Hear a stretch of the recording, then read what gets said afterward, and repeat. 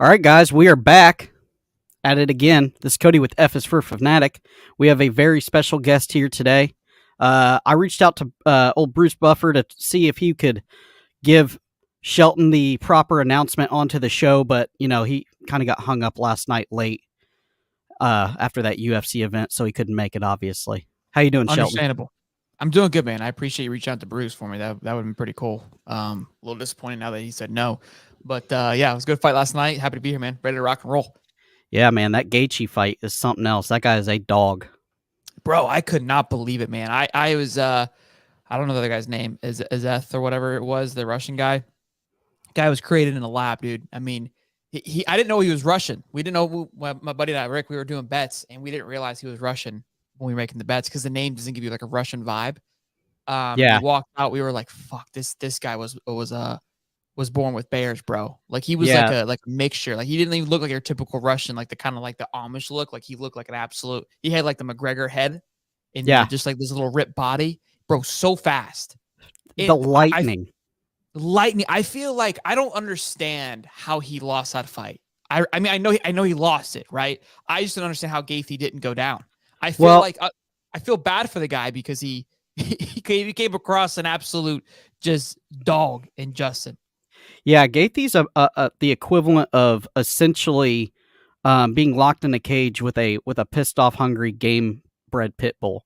I mean, the guy will just eat shots all day long, and just did you see the guy's eye afterwards? Destroyed. Like he's gonna have to go get plastic surgery to get that puppy back better. So I don't know if Gaethje's shots were just. I mean, they were landing a lot more, but I felt like Homeboy's shots were just going in on. Like at one point, Gaethje was red all over because Izveth would like come in and just like a Tasmanian devil, just pop, pop, pop, pop, pop, and all of a sudden you're like, holy shit, what just happened to me?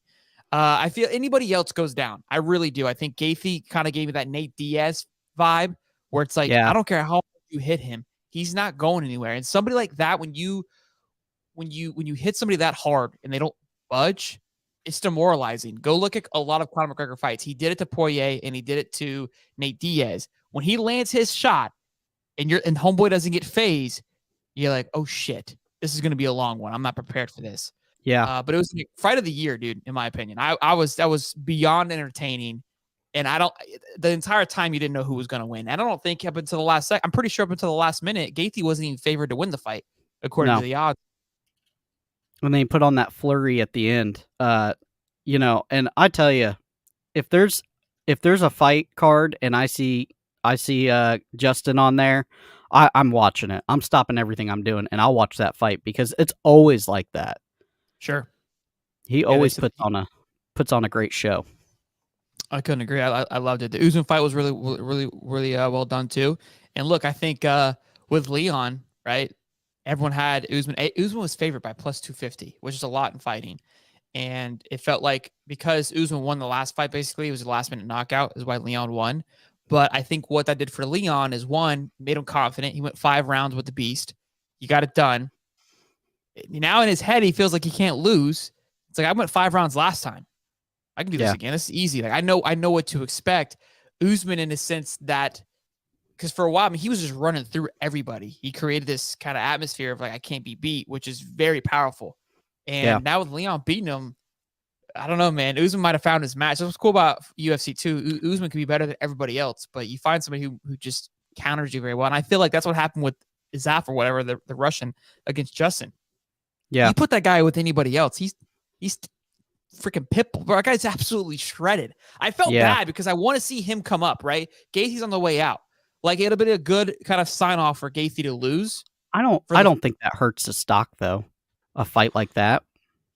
No, it doesn't hurt it, but it just kind of sets it back a little bit. Like, he's going to have to fight probably backwards now, right, to protect that 6th seed. Because Gaethje was 3. So he beats Gaethje, he gets a title shot, I think. That's the next step. So now you got to fight a 4 or 5 or maybe like a 7 or an 8 to kind of solidify, like, no, I'm supposed to be here. So now you have a fight in between, going after it again. That was the only thing. And I was like, I want to see this guy again fight for the real thing. So. Yeah, most definitely.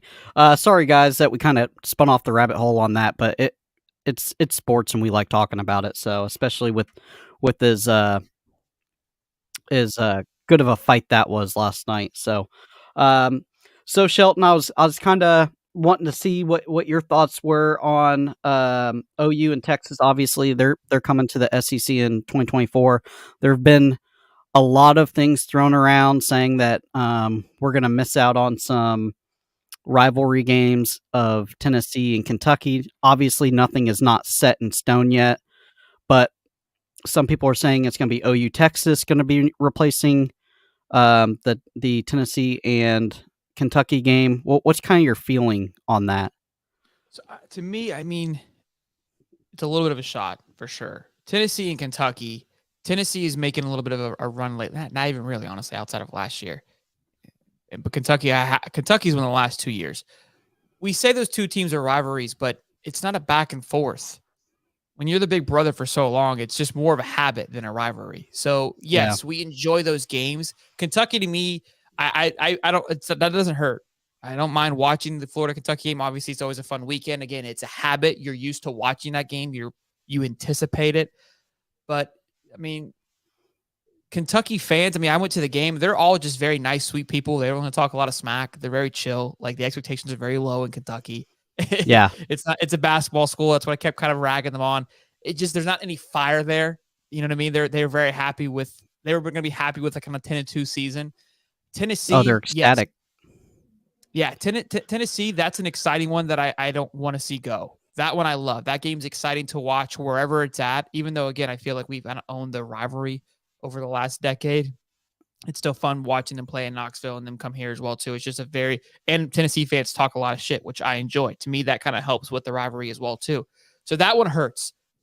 Picking up Oklahoma and Tennessee, again, I think we know a few Oklahoma fans. They're wild. They're fun to talk smack with. Texas, I don't really know too many of them, to be honest with you. But I think just Texas football is way more exciting than Kentucky football, so I don't hate that. I think Florida, Texas is going to be sick. And look, I think the evolution of the sport's changing, right? So we have to kind of just, at some point, we bitching about it's not going to fix it. It's coming. And yeah, I feel like definitely. We spent a lot of the last year bitching about everything, and it's like, dude, at this point, let's just let it all. It just needs to happen. And 5 years from now, we're not even going to talk about it too much. So, I mean, think about the Miami-Florida rivalry, right? That was something that was around forever.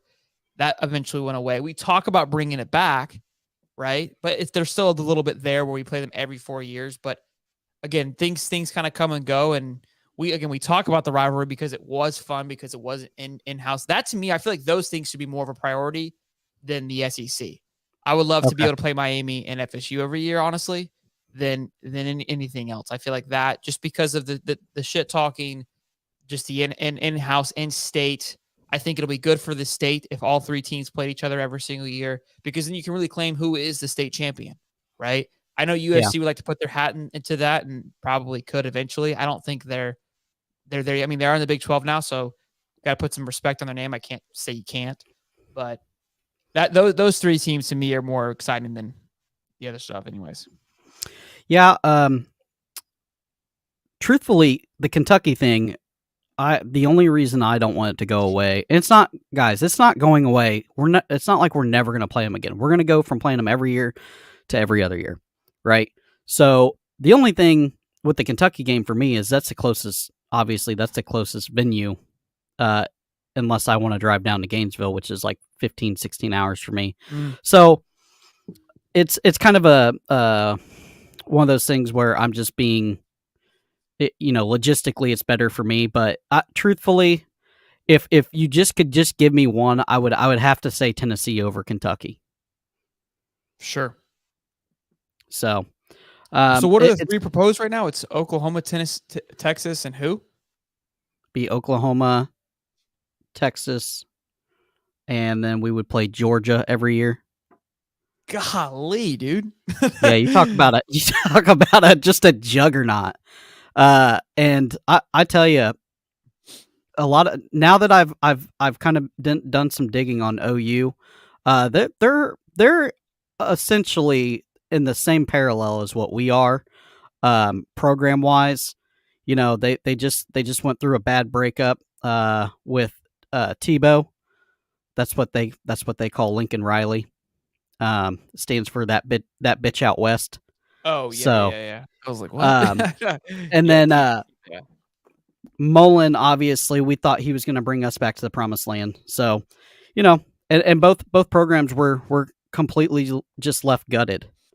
So, I think Oklahoma, and it hate kills me to say this, is in a better place than Florida. I would have to say yes. I mean, just outside of last year, prior to that, again, Lincoln Riley was there. They had I mean, they were in playoff games. They were playing. They had an opportunity to play for a national championship. They couldn't get over the hump, but they've been there for the last 5 or 6 years now. Obviously, last year was what it was. I don't think. I think Oklahoma is a little bit overrated. Obviously, they played at kind of a weaker conference, but the state of the program, in my opinion, you have a 6-6 year. You go to a bowl game, you lose just like Billy did, but you come out with a top 10 class. Pretty impressive. And they got what's his name? That quarterback, Jackson, I think. Guy's an absolute stud. Absolute stud. Top 5 quarterback from last year's class, and he is but he was hooping. Him and Dante Moore were going back and forth in the Under Armour game. So they got something special in their quarterback room for sure. Yeah, it's going to be pretty excited. And then obviously Texas has Manning and Texas, Ewan. dude. God, I think Texas. We should be concerned with Texas. Yeah, they have the money. You got a big powerhouse school. They're like the Cowboys of college football. Everybody kind of just has always loved Texas. They've got the money, which now the NIL obviously supports that classic program. Now you're coming into the conference. Again, your schedule gets a little bit harder, but I think what probably hurt them for a while is just being in the Big 12 kind of fell to the wayside. Obviously, not winning games doesn't help either. But now you're gonna be in the spotlight, man. You're gonna be going. You know what I mean? Like that's something that's been lacking for a while now, and now Texas is gonna be on prime time with everybody else against the Floridas, the Bamas, the Georgias. I mean, it's getting harder, man. Florida. We as Florida fans should be a little nervous because we didn't take advantage of it when it was down, and now we're down and it's getting harder. Yeah, the talent level is elevating with the teams around, and all the teams have seemed to take a step in the right direction. Yeah. We make fun of Vandy. Vandy's got a coach now. Okay, Vandy's not going to be the Vandy of the old, and I get that they've been the doormat for the last 20 years, but I'm telling you, everybody is elevating. Because nobody wants to be the doormat of the SEC for sure. And if you have one bad year, it's a slippery slope. It can turn bad real quick now with Oklahoma and Texas coming into the SEC. I think what the NIL has done too, which it kind of was supposed to, was level the playing field, and I think that it has. So before, you had your recruiting class, and it kind of had this tiered off where Vandy didn't recruit very well. I think with NIL, players that are maybe a tier 2 or tier 3 player at Bama, Georgia, wherever it may be, you'll see, and you saw it this year, we'll end up going to someone like a Vandy, right? Because they'll be a tier 1 at Vandy, capitalize on the NIL, when in the past they would have just stayed at Bama and worked it through because there's no value of going to a Vandy kind of just to exist. So with that happening, you now give a Vandy and these other schools tier 3, tier 2 players with experience under a Saban when they didn't even have access to that before. And now it comes down to, okay, how well can you coach these kids? Right? Again, you still got the Sabans and Kirby's and these guys have these tier 1 players, but now you're not just courting all the players. You're not sucking the air out of the room by holding everybody. So it's going to be interesting to see how that evolves over the next few years. Again, I think the big dogs will still eat because they're just good coaches too. But like you said, you get yourself a good coach in Vandy, and now you sprinkle in a few good players. Hey, you're gonna upset. You'll take down the Floridas when Florida's having kind of an off year because you've got the talent now on the football field to get it done. It's not going to just be a steamroll walk, not just a bunch of 2 stars and 1-star walk-ons that you're playing. You'll find a few 3 and possibly 4 stars that didn't really pan out at their respective schools and needed a place to come home to. Now, I will say Vandy, education wise, is a league of its own. I think it's always kind of hurt them. right? Because I mean, that's kind of like it's like an Ivy League, not an Ivy League, but it's a pretty top tier educational school. So, um, I like somebody like what's his face, the kid from Coastal Carolina. I can't think of his name right now. That was going to come to Florida, but didn't have enough credits. I think Yeah. that might be a thing with me. I don't know. I'm reaching here, but I'd imagine that's probably a part of it. Got some smart cats out there in Vandy. Yeah, most definitely. And you that just you have to be on. There can't be any just showing up and not really taking them seriously when they start getting talent like that through the transfer portal. Because you're gonna get a bunch of bad losses, and if there's something that's gonna get Billy Napier fired quick, it's a couple losses to Vandy. The Gator Nation is not going to tolerate that. And if they lose at home, if Florida loses at home against Vandy this year, watch out. They're coming out with pitchforks. Okay? It's going to be absolutely chaotic. It's yeah. Dude, between Todd Golden right now and Billy, man, it's when it rains it pours, is what it feels like. Yeah. But that's what makes the fan base good too, because obviously when things are going bad, there's going to be accountability. We're not gonna tolerate losing here at Florida. But when things are going good, the fans are going to be there too. So it's one of those things. And I didn't realize this as much, but now that I'm doing a podcast on Florida, you're not going to make everybody happy. I mean, just like the coaching hires, let's get into that. So what are your feelings on Billy G? We'll start with Billy G first. What are your feelings on Billy G coming back for a third stint? Billy G Wagon, I like it. I mentioned it a few times on our show. I think it's a good pickup because I know Jeff Scott, I believe his name is, from USF. I think I'm saying that wrong. No, obviously, he had connections with Billy, so you've got somebody that's correlated with that. Who else was up for the grabs? The guy Ike. Who? When Ike. Ike. Taylor? Yeah, Ike. Yeah, Ike Hilliard. Yeah. Hilliard? Those all the guys that were pretty much up except Jeff Scott were going to be coming in and basically opposite of what Billy's used to bringing in, which is his own guys. And I think having somebody that's been under the Urban regime and the Dan Mullen regime, two pretty powerhouse offensive style of playing. Those two coaches played on championship teams, including himself. He was part of those teams, but also was underneath those head coaches as well. Brings in a ton of experience, has a lot of great recruiting. I think that's going to speak volumes to the recruiting. Now, he recruited at a different time. Those guys recruited, before the NIL, which everybody has that as well. But if you got somebody, hey, I produced I'm pretty sure he did Odell, I believe, at LSU. Yeah, obviously Percy Harvin, Kadarius Toney. Just a slew. Yeah.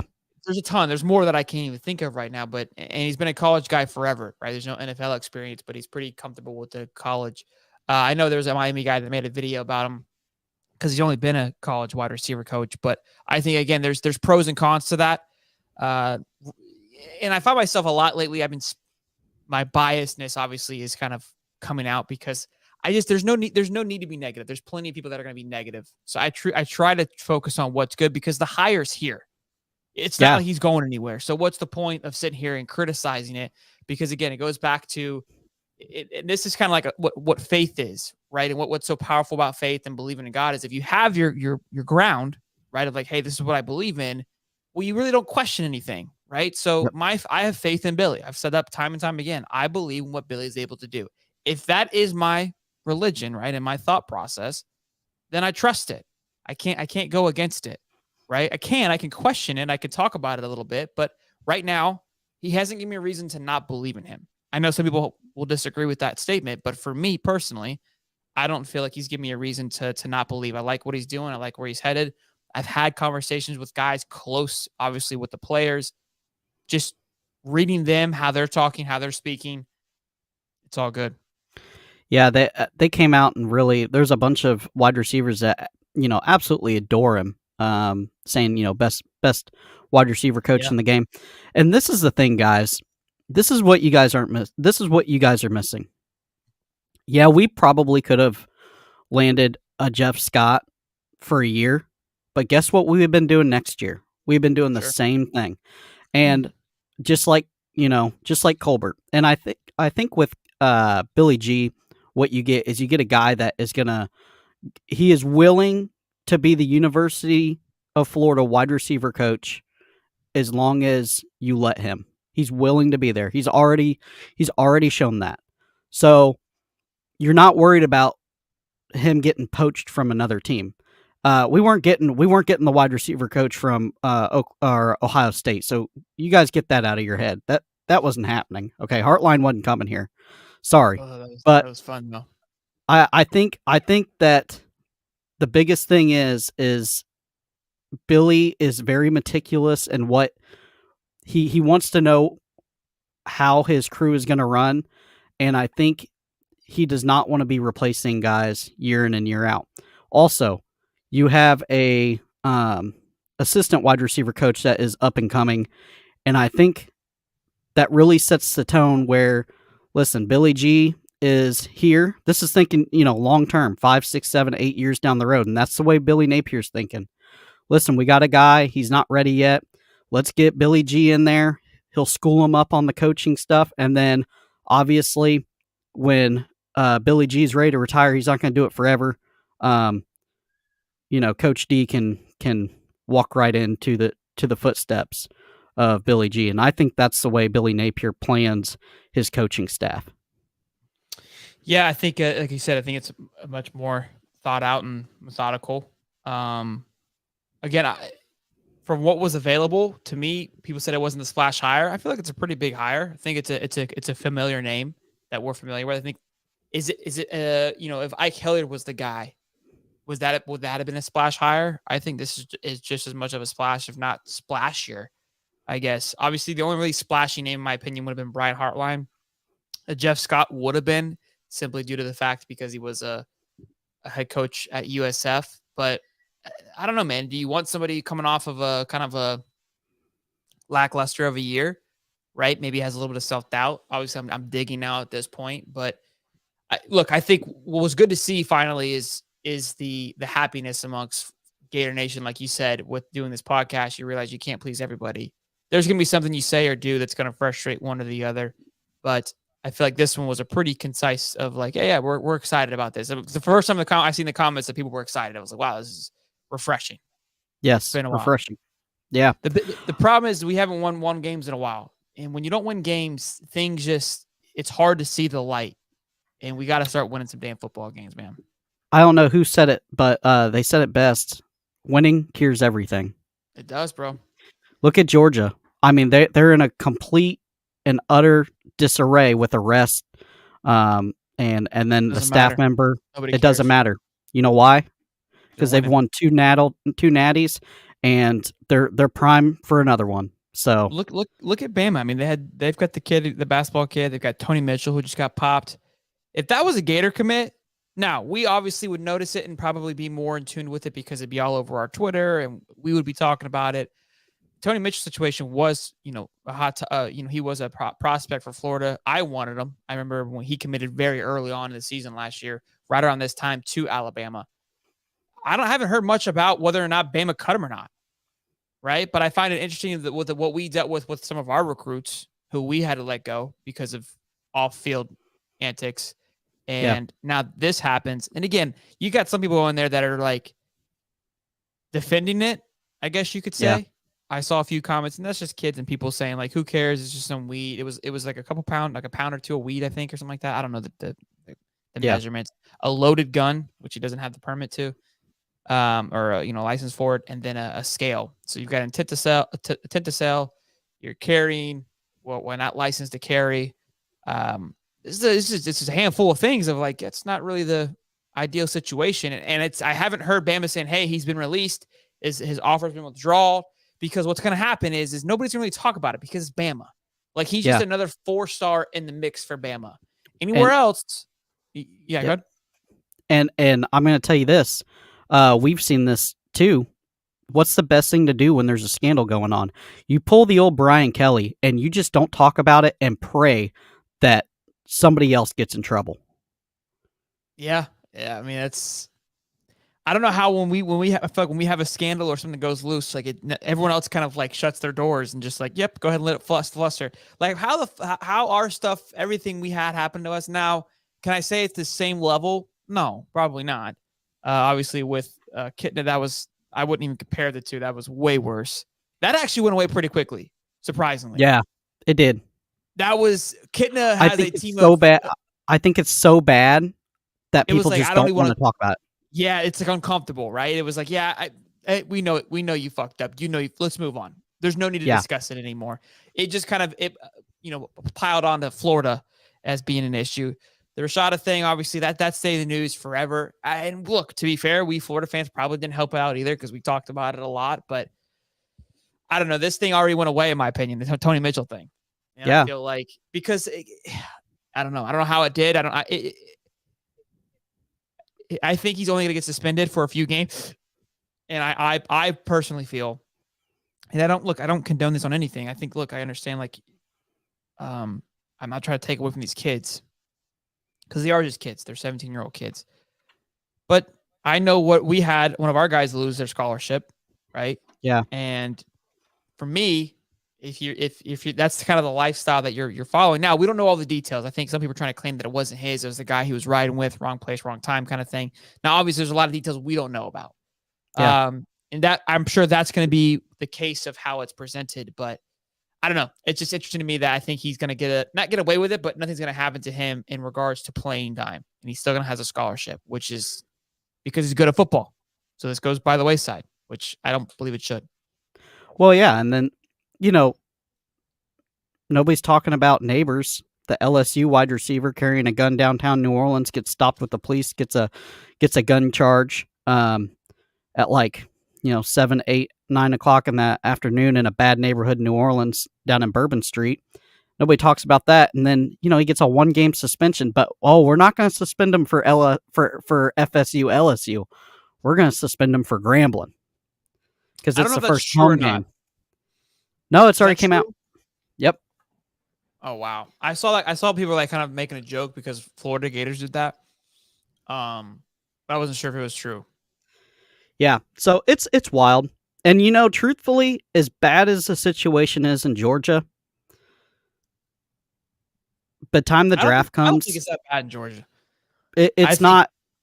It's not. No, I'm saying what happened with having a staff member racing, drunk, racing another player in the car. People died, but truthfully, it'll be blown over, and we'll hear about it one more time during the draft of why he dropped, and it'll be done. Yeah, for me, look, and again, I think this is where I'm going to I would get criticized for is, again, it's a blurry line, right? Like what should be okay and what should not. None of it's okay. I think two kids speed and race each other. Again, it's not okay. I don't condone it. Key word there is you got two kids racing one another. Like it's unfortunately that's just we do dumb shit, and sometimes dumb shit turns into, costing your life.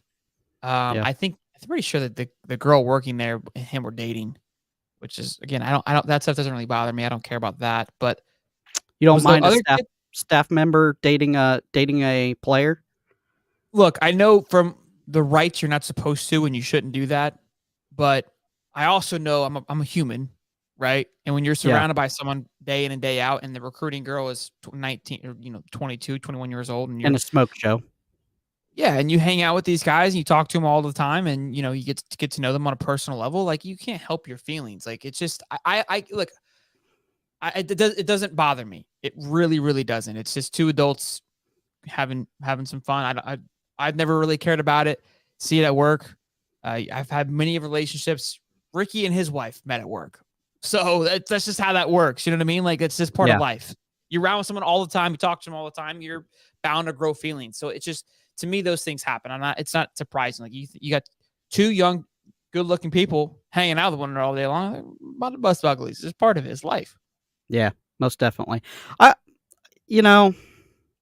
It's not like a teacher dating a underage high school student. It's nothing like that. Like they're both grown adults. But it doesn't feel right to me a little bit. It's a staff member, and staff members are supposed to be um, held to a different standard. But that's just my thought on it. How are you feeling about the Armstrong hire? I love it, man. I absolutely love it. Guys, I mean, it's hard to tell anything, but I think we've done enough digging. You've watched some of his stuff. I think the data backs up what he's able to do. I love his personality. I love the energy. I love the hype coming out of the camp right now for him. I like that he was part of the Billy regime. I think it helps transition pretty quickly. A lot of people were saying like, oh, well, if it's the same thing, like what makes you think it's not going to be Patrick Toney? It's the same thing in the sense of he understands the process, and it's a good. You're not going to be taking 2 steps backward to make a step forward. And I think the Patrick Toney defense had its pros. It really did. It was just outweighed by its uglies. And if that's 2 or 3 adjustments, right? 3rd and long, obviously being a big caveat to that. Maybe a few more blitzes on 3rd down, or just in general, putting some pressure on the quarterback, which Armstrong stats support that. And there you go, right? Like it wasn't like the whole defense was just a complete disarray. And looking at it now, go to this combine. Look at the 2 guys in the combine. Look at the both of our safeties and cornerback, what their speed was. We had me and you out there playing defense. Yeah. So we talked about the Billy guys and Mullen guys. All the Mullen guys are gone now. You only got his Billy guys. And look, I don't care that they're freshmen or not. We saw what our freshmen did last year. Billy's freshmen did last year. So, Yeah. I got one thing on the Armstrong thing. So I got so tired of people saying that, oh, well, it's just going to be Patrick Toney 2.0. Listen, guys, as you know, I love this stuff so much. I lock myself in here, and I literally will watch full games. And we did not get the Patrick Toney defense from Louisiana. We got a super conservative. Now, I don't know if it's because of the players that he had, but you can go look. The blitz rate is significantly different when he was at Louisiana. It was high aggressive, a lot more man-to-man compared to when he got to Florida. Now, I'm not sure if he said, oh, this is big boy ball and I can't be doing that, or if he said, look, my corners aren't going to hold up, so I can't be blitzing like that. I got to play them off the ball. And we got dinked and dunked on all the way down the field, and it was frustrating. But for people to say that it's going to be Patrick Toney 2.0, it's not going to be. It's not. It's the guy's got too much juice. He loves to blitz, and his blitz rate was even higher than what Patrick Toney's was at Louisiana. So as long as he doesn't shell up and get conservative on us, I think it'll be fine. That's interesting that you said that. I didn't know about his blitz rate at Louisiana compared to here, but again, I think I think you nailed it on the head with. There's a reason why he wasn't blitzing. Now, what was it? Was it because he didn't trust his defensive players? Was it because they couldn't handle a man-to-man because they weren't slow enough? So he had to adjust his defensive calling based on his personnel. And the other part of that too is the offense. You understand the other side of the ball is if we blitz all night, we're going to be a little gassed, and we haven't done a great job of time possession. And so, am I going to burn my guys for 2 quarters? And if we don't capitalize on that, then we're playing behind for the other 2, right? And then those close games, which gave us a chance to win at the end, isn't even there because Patrick Toney went his normal route. I think Toney got a bad rap. I think, third and long, you really can't speak to that. But 3rd and long, if you're not bringing a blitz, guys got extra time, and then what we're finding out is our players are slow. Well, you got a recipe for disaster there. You got slow DBs and slow safeties, and nobody's blitzing because of those things as well, because they're not great with man-to-man. And so now you're giving a quarterback all day long, and the wide receivers, time to get open as well too. It's just a recipe for disaster. You throw them into little pockets, and there you go. It's over and done with because you guys are playing zone because they're not fast enough to go man-to-man. You're trying to prevent the big play, right? Because you're playing man-to-man. Guy isn't slow enough. You're going to have a wide open hole because of that. So look, I think I was not excited for Toney to leave. That was something that I was pretty adamant about. I wasn't like, oh, thank God he's gone. Like I wanted to see another year. I really did. I wanted to see Yeah. him kind of, you know, redo the process. As much as I love Armstrong, the hire, I think like for the circumstances at hand, I think it's great. But I wasn't like, hell yeah, I'm glad he's gone by any stretch. Yeah, and also you lose your heart of your defense. Week 2 in Kentucky, he during the Kentucky game, he breaks his foot. I saw him. I was there, lower Ooh, level, right in front of the Ventrell? tent. Ventrell Miller played on he had a Oh yeah, that yeah. broken foot the entire season from Kentucky. The heartbeat of that defense, and when he was gone, you made a defense go from bad to abysmal Sure. just with one player. That's how big he was to that defense. Also, we could never get a pass rush ever. It felt like we lose Cox in the middle of the year. He gets dismissed, and I feel like magically the defensive line he got better.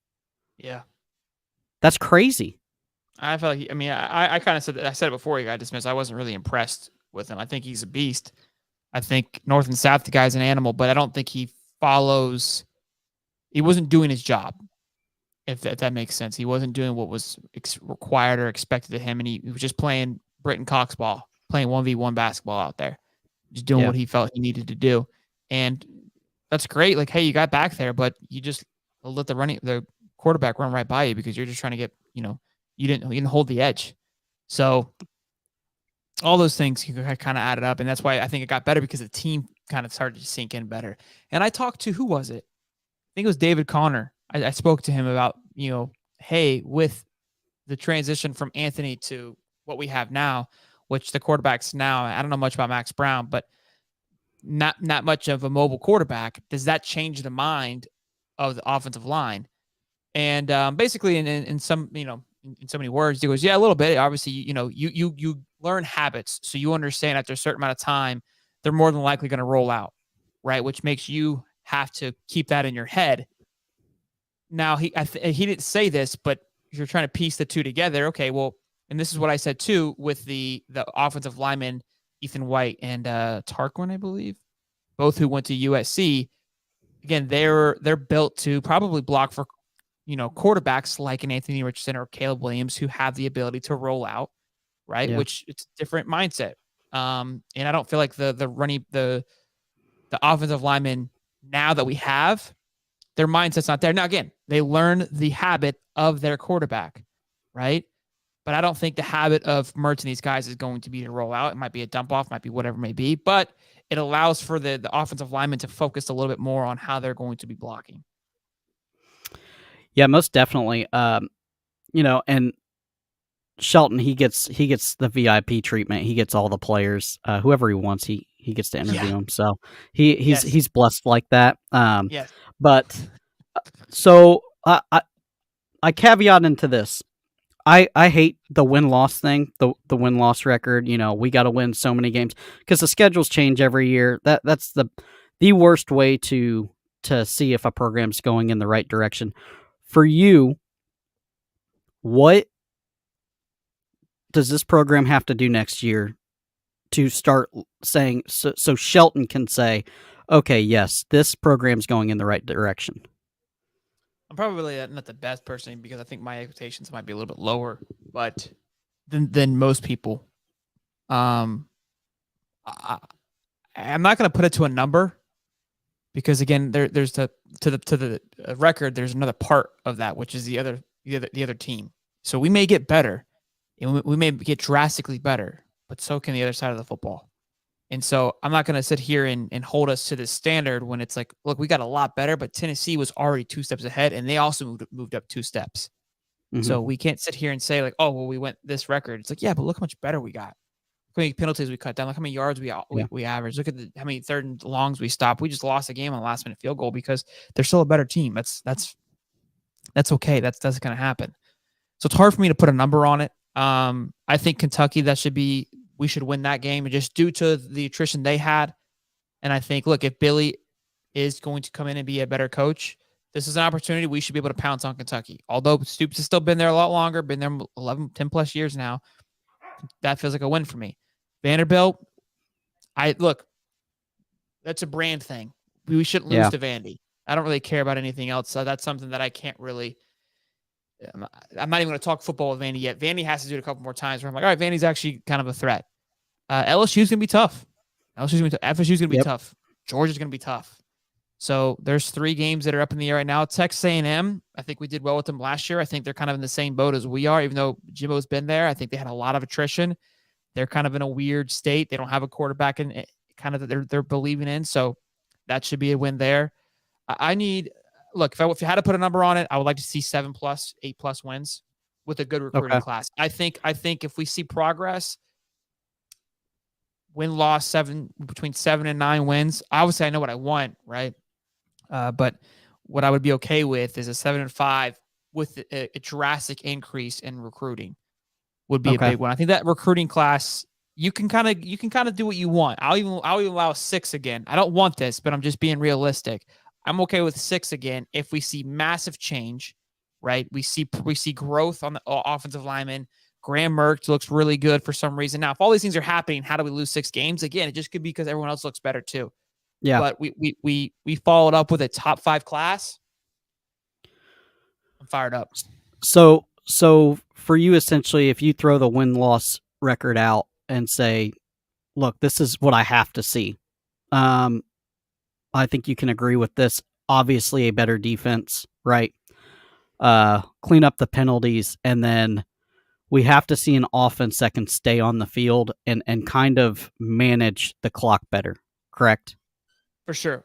I would love to see the ball be controlled a little bit more. And from the offensive side, and then definitely defense, right? Get some 3rd and long stops more. That would be a big thing for me. Look, again, guys are going to score. If they're just better, they're just better.